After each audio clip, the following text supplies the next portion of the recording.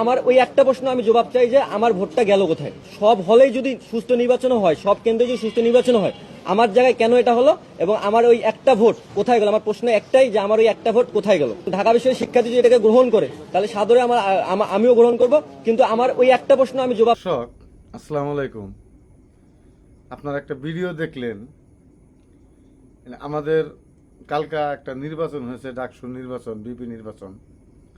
তো দেখেন, এইটা নিয়ে কথা বলার কোনো ইচ্ছা ছিল না।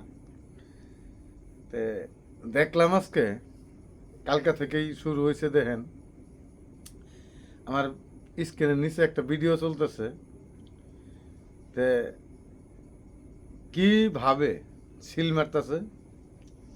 তো দেখেন, আমাদের বাংলাদেশে যখন আওয়ামী লীগ সরকার ক্ষমতায় ছিলেন তখন উনাদেরকে আমরা বলতাম বুটচুর, ফেসিস এবং স্বৈরাচার। তো এখন দেখেন বাংলাদেশে কিন্তু আওয়ামী লীগ নেই। এই যে কালকার নির্বাচনটা, এই ভিডিও কিন্তু ভাইরাল হয়েছে, এটা যে ভিডিওটা চলতেছে। তা আগে একটা দেখলেন, উনি যে ভোট দিছে উনার ভোটটাও নেই। তাহলে আওয়ামী লীগের আমলে যে নির্বাচন হয়েছে, তো এখন আমরা যে কালকার যে নির্বাচনটা দেখলাম, এটা তো ওই প্রক্রিয়ার মাধ্যমেই হলো। যে আওয়ামী লীগ যেমন রাত্রে ল্যাপটপ হারা সিল মারছে, এরা দিনেই মারছে। তো বুঝতে পারছেন দর্শক, তো এই সরকার, এই অন্তর্ভুক্তিকালীন সরকার কিভাবে আমাদের বাংলাদেশে জাতীয় নির্বাচন করবে, এটা আমাদের বুঝে আসে না। দেখেন, এই যে এই ডাকসু নির্বাচন নিয়ে অনেক বিতর্ক কিন্তু শুরু হয়ে গেছে।